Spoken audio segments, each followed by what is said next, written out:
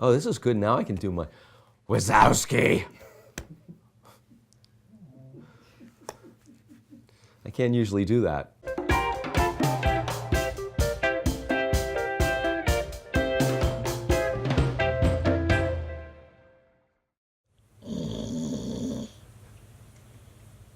Welcome back to My Froggy Throat and the sound of my dog snoring. We've been talking about two assumptions that have made it impossible to solve addiction in our society. Those assumptions were drugs cause addiction, and addiction is in a part of the brain called the cortex, the thinking, conscious part. Last time we talked about the first assumption, that drugs cause addiction, and we talked about how that really led to some mistaken ideas in our clinical practice.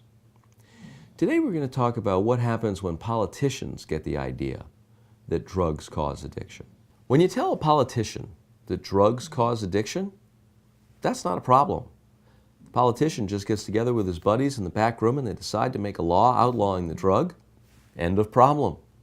Simple. The drugs don't exist anymore, so addiction doesn't exist anymore, and off to a 3-martini lunch. So our first national experiment with prohibition was the 1920s. Everybody was sick and tired of the drunks. Obviously, alcohol caused the drunks, so let's get rid of alcohol. And we did. We got rid of alcohol as a legal commodity, and it turns out that we actually did drink less. We drank about half as much the year after Prohibition as we did the year before Prohibition. So you might say that Prohibition did decrease our drinking.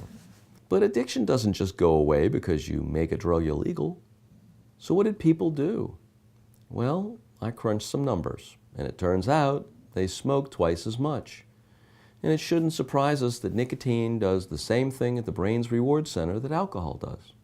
All this time, in the 60s and the 70s, Congress starts getting itchy. And they say, you know, we're hearing bad things about this smoking and drinking. You really shouldn't do it so much. And so we smoked and drank more.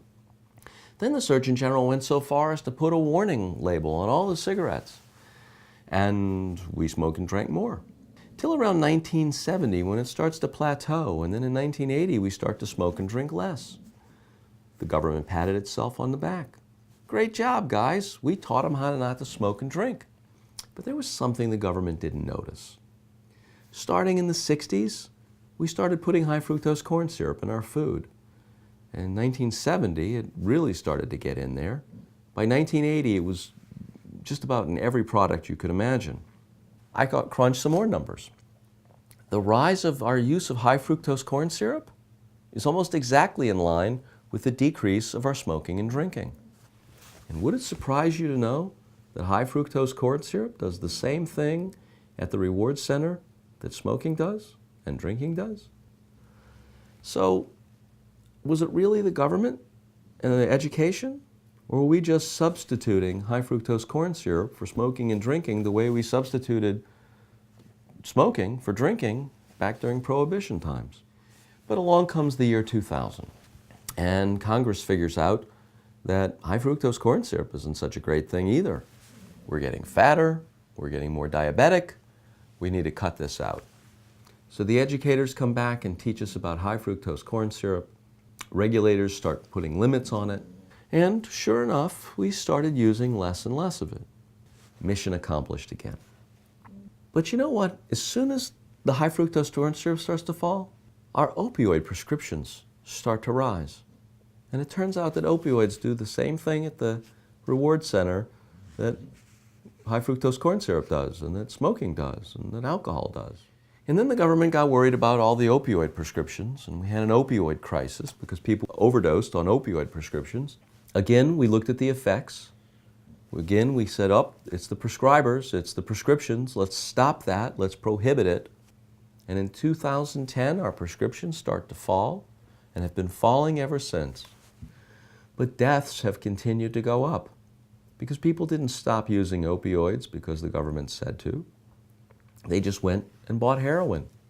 And then the government started really slamming down on heroin. So the smugglers had to find a smaller, more potent drug that they could fit into a smaller volume, and that gave us even more deadly fentanyl analogs, which are killing thousands. Prescriptions went down, deaths went up. Every time we focus on the drug, we make the problem worse. Every time we focus on the effects, we just get worse effects because the cause is still there.